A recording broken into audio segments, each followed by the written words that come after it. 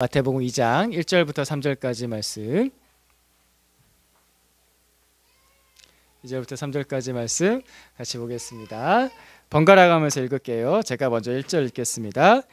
헤롯 왕 때 예수께서 유대 베들레헴에서 나셨다. 그런데 동방으로부터 박사들이 예루살렘에 와서 우리가 동방에서 그의 별을 보고 그에게 경배하러 왔습니다. 같이 읽겠습니다. 헤롯 왕은 이 말을 듣고 당황하였고 온 예루살렘 사람들도 그와 함께 당황하였다. 아멘. 헤롯 왕은 이 말을 듣고 당황했습니다. 내가 왕인데, 헤롯 자신이 왕인데 다른 왕이 태어났다고 하니까 당황했습니다. 동방에서 온 박사들, 이 천문학자들이 너무나 당당하게 유대인의 왕으로 태어나시니까 있는데 우리는 알지도 못하는데 유대인의 왕으로 태어났잖아요 하면서 너무나 당당하게 얘기를 하니까 헤롯 왕이 당황했습니다. 그리고 온 예루살렘 사람들도 당황했다라고 나옵니다. 헤롯이 당황한 이유가 특별히 있습니다. 왜냐하면 그 사람은 유대인이 아닌데 왕이 됐기 때문입니다. 그래서 더 당황하게 된 것입니다. 헤롯은 이스라엘 사람이 아니고요. 옆에 있는 나라 에돔, 이둠의 족속입니다. 그래서 이 사람은 유대인에게 다른 나라 사람인 거죠. 그러니까 이게 이상한 거예요. 대한민국이 있는데 대한민국 사람이 대통령이 된 게 아니라 중국 사람이 되었다, 일본 사람이 되었다, 이런 느낌인 거예요. 그게 되게 이상한 거죠. 근데 어떻게 됐어요? 어떻게 됐냐면은, 그러니까 헤롯은 이스라엘 사람들이 왕으로 세운 것이 아니라 당시에 로마 제국의 로마 황제가 이 사람이 그냥 마음에 든 거예요. 헤롯 가문이 마음에 든 거예요. 그래서 로마 황제 아우구스투스가 BC 40년에 너 유대 땅 왕해 해가지고 세워준 거예요. 그러니까 헤롯은 이스라엘 민족에 있어서는 전혀 정통성이 전혀 없는, 이스라엘 사람도 아니야, 하나님을 잘 믿는 사람도 아니야, 어디서 갑자기 옆에서 뚝딱 나와가지고 로마 황제 마음에 들었대 그래서 왕이 된, 정통성이 전혀 없는 왕이었습니다. 하지만 이스라엘이라는 나라는 매우 독특한 나라죠. 하나님께서 직접 세우신 나라이지 않습니까? 그 이스라엘 민족성은 많이 거슬러 올라가면 아브라함 때부터 시작하는 거고, 진짜 민족이다라는 느낌으로 시작했던 때는 출애굽 때부터입니다. 근데 출애굽 때 보면은 하나님께서 정말 놀라운 권능으로, 이집트가 다 뒤집어질 정도의 권능으로 하나님께서 이스라엘을 선택하셔서 그들을 한 나라를 세우시잖아요. 그때부터 민족이라는 의미가 세워지거든요. 60만 대군이 하나님의 백성이 됩니다.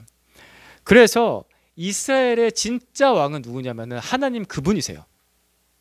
출애굽 당시 때부터 하나님께서 그들의 왕이 되셨어요. 그들을 구원하시고 그들을 이끄셨거든요. 모세를 왕으로 세우지 않으셨다고요. 제가 이제 출애굽기에 대해서 이야기하면서 모세가 맨 마지막에 왜 가나안 땅에 들어가지 않았을까? 왜 하나님께서 그것을 막으셨을까? 물론 여러 가지 이유가 있어요. 무리바 물가에서 반석 때리지 말고 명령만 해라고 하셨는데 모세가 열받아가지고 반석을 때리면서 내가 물을 내랴 하면서 반석을 때렸거든요.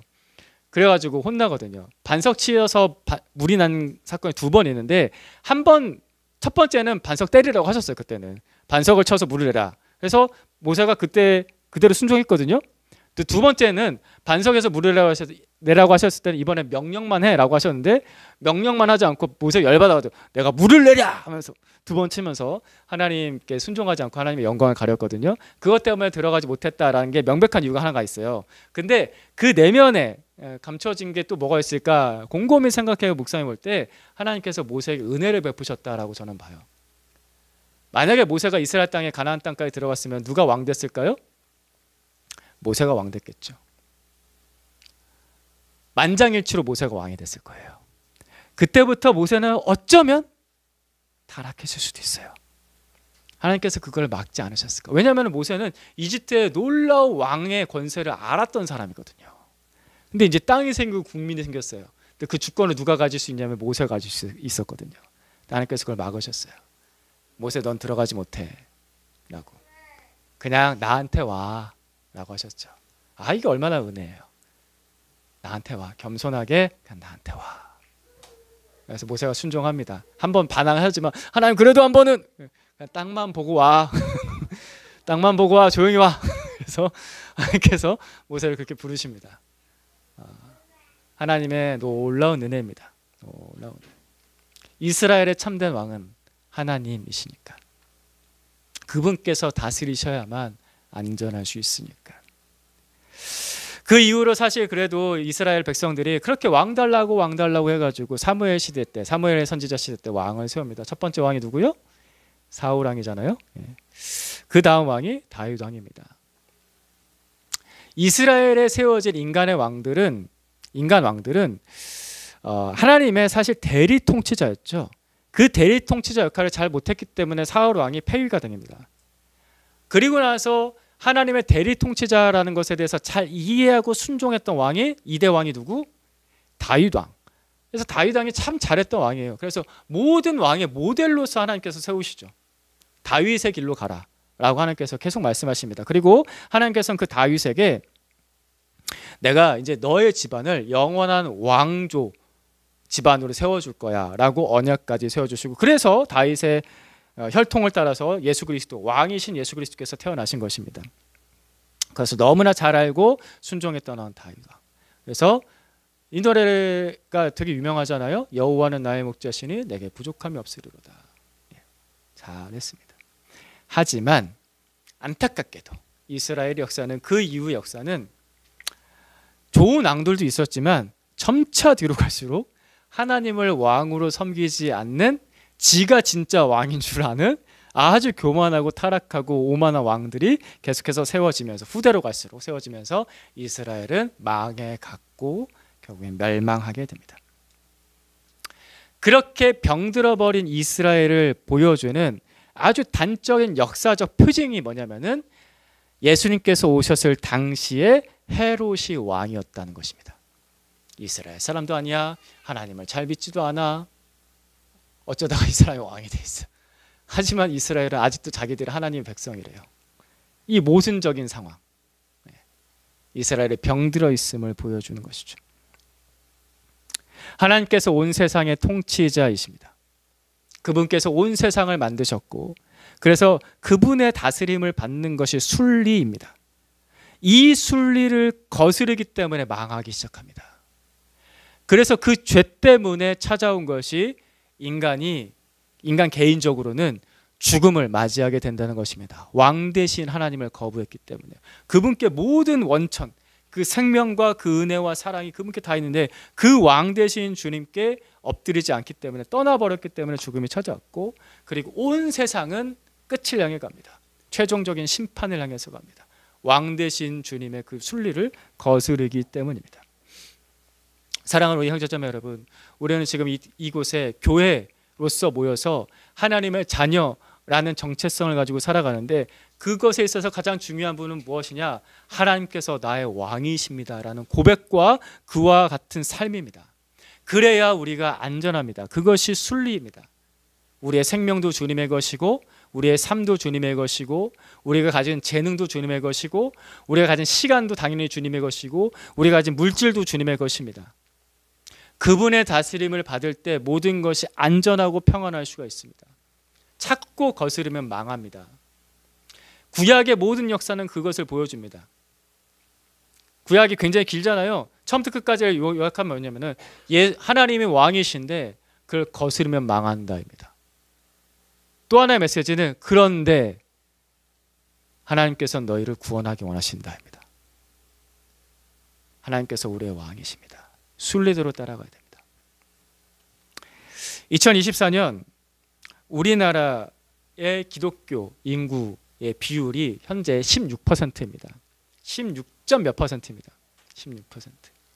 근데 우리 아마 20년 전쯤에 청소년기나 청년 때였던, 근데 그때 교회를 다니셨던 분들은 들으셨을 거예요. 우리나라 전체 인구의 한 20%에서 25% 정도가 기독교 인구라고.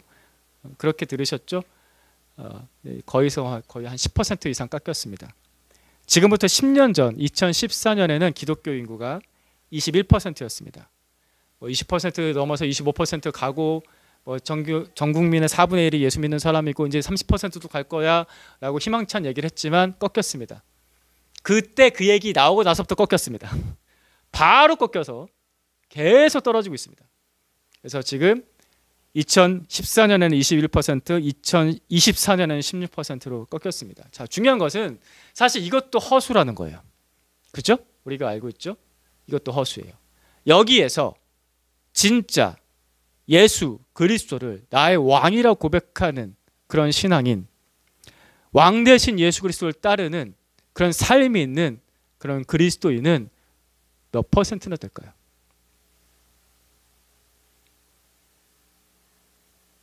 진짜 16% 정도 됐으면요, 우리나라가 많이 변했을 거예요. 훨씬 더 좋아졌을 거예요. 진짜 16% 정도 됐었다면, 그거라도 버텨냈다면. 그렇지가 않죠. 우리가 대한예수교 장로회라는 총회에 속해 있습니다. 통합측 총회에 속해 있습니다. 총회에는 총회장이라는 분이 계십니다. 목사님 중에 한 분이 계시는데 몇 달 전의 일입니다. 올해 일입니다. 올해 몇 달 전에 이 총회장 목사님이 불륜 현장에서 잡혔습니다. 모텔 앞에서 그 교회 장로한테 잡혀서 아주 수치를 당했죠. 그래서 총회장으로서의 직무를 중단시켰습니다. 네, 그 중단시키는 과정도 깔끔하지도 않았고 너무 부끄러웠고 그랬습니다. 참 부끄러운 일이었습니다. 교회의 온 교회, 대한민국 교회 대표자라고 할 수 있는 사람인데, 그만큼 권한을 준 사람인데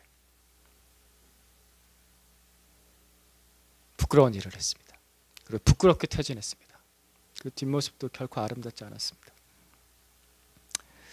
우리 개신교의 주요 인사들, 너무나도 적극적으로 지지했던 우리나라 대통령, 이분은 거의 메시아처럼 생각하는 사람도 있더라고요. 개신교의 주요 인사들을 하면은 주로 목사님들이죠. 목사님, 장로님들. 근데 그 대통령이 지난주에 비상계엄을 선포하는 권력 남용, 내란죄 혐의로 그분도 사실상 지금 직무가 중단됐죠. 근데 아직도 이제 뉴스를 보면은 이 권력을 포기를 못하는 것 같아요. 계속해서 연연하는 모습을 봅니다. 교회 목사도 그렇고 이 나라 대통령도 그렇고 겸손하지 않습니다. 죄를 지었는데 부끄러워하지 않습니다. 이런 일이 일어나는 것은 굉장히 부끄러운 일입니다. 그리고 그 책임이 이 세상에 있는가? 아니라는 거예요. 내 책임입니다. 교회의 책임이죠. 아까도 말씀드렸다시피 개신교회 주요 인사들은 이분을 메시아처럼 생각했다니까요.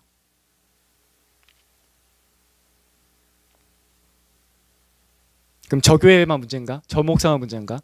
라고 하면 되죠. 내 죄고 우리의 침입니다. 우리나라의 문제는 우리의 문제인 거죠. 어쨌든 이런 일들이 일어났다는 것은 굉장히 부끄러운 일입니다. 하지만 이 문제가 드러났고 지금 고치려고 애쓰고 있다. 그런 기회가 주어졌다는 것은 다행이고 감사한 일입니다. 자, 이제 우리가 이 상황에서 여러 가지 생각이 떠오릅니다. 그 다음에는 누구를 세워야 되지? 라는 겁니다. 그 다음에는 어떤 사람에게 희망을 걸어야 되지? 라는 겁니다. 하지만 우리는 기억해야 됩니다.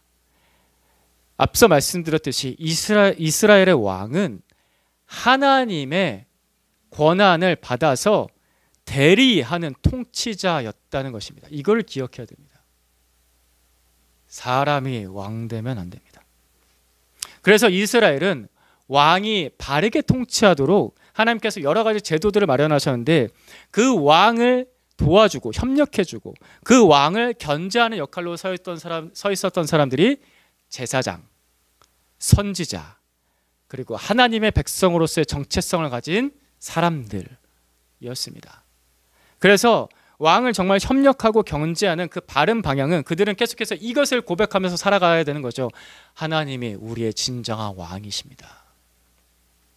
라고 고백하면서 살아가는 것입니다. 제사장이든 선지자든 하나님의 백성들이든 누구든지 간에 계속해서 이 고백을 하고 이 고백대로 살아가야 왕을 왕답게 역할을 할 수 있도록 도와주는 겁니다.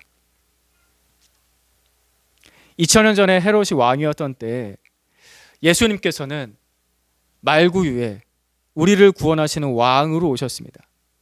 너무나 대조적이죠. 헤롯은 멋진 왕궁에 있었지만 예수님은 저 낮은 곳에 왕으로 태어나셨습니다. 작은 마을 베들레헴의 가장 낮은 곳의 말구유에, 그리고 건장한 성민이 아니라 아주 작은 갓난아기로 태어나신 예수 그리스도, 그분이 왕이십니다. 그분이 우리의 왕이십니다. 무슨 말이냐면 권력자는 우리를 섬기지 않아요. 강한 자는 우리를 구원하지 않습니다. 우리는 역사에서 그것을 여러 차례 봤잖아요. 그런 사람이 도대체 몇 명이나 있었습니까? 극히 소수입니다. 극히 소수. 섬기러 오신 왕, 평화의 왕, 말구유에 태어나신 그 예수님께서는 권력이 아니라 십자가로 우리를 섬기시고 협박이 아니라 사랑으로 우리를 구원하십니다. 그분이 그래서 우리의 진정한 왕이십니다. 지금도 헤롯 같은 왕은, 그런 통치자들은 계속해서 지금도 있고 이전에도 있었고 앞으로도 있겠죠? 예, 있을 것입니다. 어느 시대는 언제나 그랬습니다. 그럼에도 불구하고 2000년 전에 오신 그 예수 그리스도께서 그때나 지금이나 앞으로도 우리의 진정한 왕이시라는 거예요. 이걸 자꾸 헷갈리면 안 돼요. 예수님은 눈에 안 보이고 정치인은 눈에 보이니까 자꾸 거기 그 사람들한테 소망을 가지고 이 사람이 메시아인 것처럼, 미국도 똑같잖아요. 트럼프가 메시아인 것처럼 미국 그게 똑같아요. 왜 그런 어리석은 말들을 하고 행동을 하는지, 이거 굉장히 위험합니다. 우리가 최근에 요한계시를 보고 있지 않습니까? 그런 사람들의 적그리스도일 가능성이 굉장히 높습니다. 언젠가는 그런 사람이 적그리스도로 등장하겠죠. 교계에서 인정한 평화의 왕이라고 생각하는 어떤 한 사람을 내세워서 그 사람한테 결국 우리가 뒤통수 맞을 겁니다. 조심해야 돼요. 절대 인간이 왕이 돼서는 안 됩니다. 예수 그리스도만이 우리의 진정한 왕이십니다. 이거를 우리가 고백하면서 살아가면서 이 사회 속에서 우리는 그런 것을 통해서 견제하고 바른 말을 해야 되는 겁니다. 그리스도인은 그런 태도로 살아가야 됩니다. 인간에게 소망을 두지 않고, 인간에게 희망을 건지 않고, 뭐 누가 대통령이 되면, 누가 국회의원이 되면, 누가 다수당이 되면 우리나라가 변할 거야, 그런 헛된 소망을 너무 가지지 말고 늘 깨어서, 하지만 우리가 필요해서 저들을 세우지만 하나님만이 우리의 진정한 왕이시다. 잘못하면 잘못한 것에 대해서 얘기해야 되고, 그들을 위해서 그 사람들이 제발 죄를 안 지을 수는 없죠. 그 사람들이 죄를 좀 덜 짓고서 제대로 다스릴 수 있도록 우리가 기도해야 되는 것입니다. 우리가 이 신앙 고백으로 삽시다. 예수님만이 우리의 왕입니다. 우리가 이 땅을 사는, 우리가 하나님의 백성으로서 이 땅을 살아가는 의무입니다. 이 신앙 고백을 하면서 살아간다는 것. 2절 말씀 봅시다. 같이 봅시다. 시작. 말하였다. 유대인의 왕으로 나시니가 어디에 계십니까? 우리가 동방에서 그의 별을 보고 그에게 경배하러 왔습니다. 동방에서 왕의 별을 보고 그 먼 길을, 그 왕을 보려고 경배하렀던 그 동방 박사들처럼 우리도 예수 그리스도를 왕으로 바라보며 섬기며 따라가야 되는 겁니다.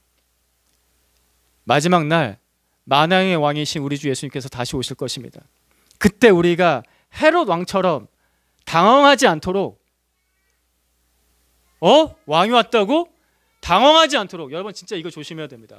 만왕의 왕이 마지막 날 다시 오실 텐데 언젠지는 몰라요. 이거 갑자기 여기서 안다고 하면 제가 이제 내려와야 되는 거예요.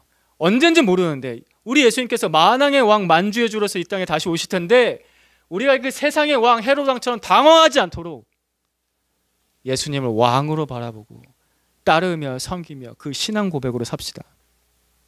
내가 왕의 자리에 앉아있다가 당황해요.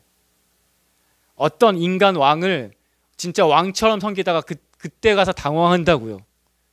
목사도 왕이 될 수 없고, 어떤 정치인도 왕이 될 수 없고, 어떤 경제인도 왕이 될 수 없습니다. 특별히 진짜 내가 왕이 되면 안 돼요. 그럼 진짜 당황하고 부끄럽고 부끄러울 뿐만 아니라 여러분 이스라엘 역사가 그걸 보여주는 겁니다. 멸망으로 갑니다. 그러지 않도록 예수님께서 우리의 왕이십니다 라고 고백하고 바라보고 겸손하게 그분을 따르십시다. 예수님께서 십자가로, 권력이 아니라 십자가로 예루살렘과 온 유대와 사마리아와 땅끝 로마 제국까지 변화시키셨습니다.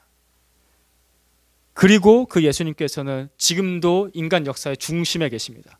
AD와 BC를 가르는 그 중심에 예수님께서 계십니다. 왜? 예수님만이 진짜 왕이었기 때문에. 그리고 지금도 예수님만이 진짜 왕이시기 때문에. 주님만이 영원히 우리의 왕이십니다. 그 예수님의 다스림으로 먼저 내가 변하고, 내가 예수님을 왕으로 고백하지 않는 사람은 내가 먼저 회개하고, 나의 가정과 나의 일터와 그리고 어지러운 이 나라를 위해서 기도합시다. 예수님, 답이 보이지 않습니다. 정의가 어디에 있고 평화가 어디에 있습니까? 주님께서 다스려 주시고 이 나라가 질서 있게 평화적으로 회복될 수 있도록 도와주십시오 라고 같이 기도합시다.